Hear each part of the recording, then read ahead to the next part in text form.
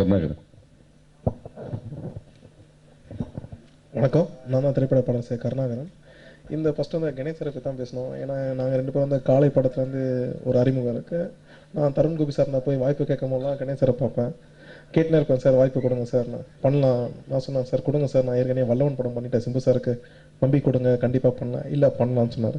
சரி, திருப்பி என்ன பண்ணேன், முற்பொழுதும் கற்பனைக்கு போனேன், சார் வாய்ப்பு கொடுங்க சார், கண்டிப்பாக பண்ணலாம். காரணம் என்னடா இது தகராதான் வளைச்சிட்டு போயிருக்கா, நமக்கு தர ஐடியாவே இல்லை போல். சரி நான் சொல்லி திருப்பி போய் க்ளவுன் 9 போய் நின்றுட்டு இருந்தேன். இதுக்கு நடுவில் வந்து அலெக்ஸ் மணியன் படத்தில் பேட் பாய் சாங் பண்ணேன். சரி கணேசரை கேட்கறதுக்கு பதில் க்ளவுன் 9 போய் ப்ரொடியூசரை கேட்கலாம். ஆனால் கணேசர் வந்து தகராறு இருந்தாலும் எங்களுக்குள்ள அன்பு இருந்துச்சு, கண்டிப்பாக தரேங்காரண்ணா, நான் சொல்கிற இடத்துக்கு வந்தால் கண்டிப்பாக உனக்கு தருவேன் அப்படின்னு சொல்லிட்டு இருந்தார். சரி என்ன பண்ண, ஒரு நாள் ப்ரொடியூசரை போய் பார்த்தேன், சார் இது போல் அலெக்ஸ் மணியன் படத்தில் பேட் பாய் சாங்லாம் நான் தான் எழுதுனேன், கண்டிப்பாக எனக்கு கொடுங்க சார் அப்படின்னு சொல்லி வாய்ப்பு கேட்டேன். உடனே அவர் சொன்னார், நீ பூப்பா 2 நாளில் கண்டிப்பாக உனக்கு ஃபோன் வரும் நம்பு அப்படின்னு சொன்னார். சரி சார் சொல்லிட்டாருன்னு சொல்லிட்டு நான் வேற ஒரு கம்பெனி போய் வாசலில் நின்றுக்கிற ஒரு 2 நாள் கழிச்சு ஃபோன் வருது, கருணா கணேஷ் சார் பேசுகிறேன். எனக்கு ஆச்சரியமாக இருக்குது, என்னடா கணேஷ் சார் நம்மளை கூப்பிட்றாரு, என்ன விஷயம்னு கேட்டால் கருணா போல் ப்ரொடியூசர் சொன்னார், உடனே நீ ஆஃபீஸ்க்கு வா அப்படின்னு சொன்னார்.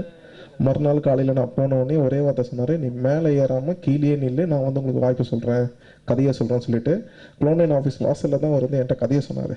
கதையை சொல்லிட்டு ஒரே வார்த்தை சொன்னார், கிரவுண்டு உனது, அடிக்க வேண்டியது நீ தான், நான் அம்பையர், நீ கவலையப்படாத, நீ பார்த்துக்க அப்படின்னு சொன்னார்.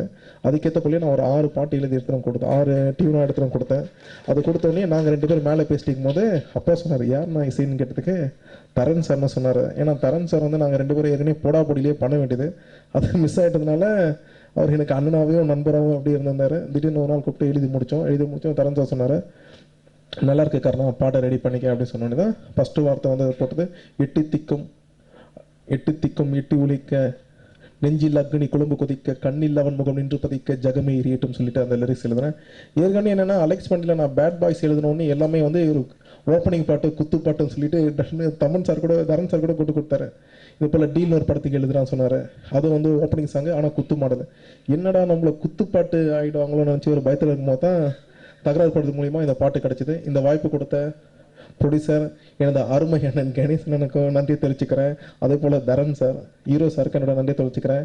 பக்கமாக எனக்கு பக்கபலமாக இருந்த நிக்கில் அண்ணனுக்கும் என்னோட நன்றியை தெரிவிச்சுக்கிறேன். ஈஸ்வரனுக்கு நன்றி. வணக்கம்.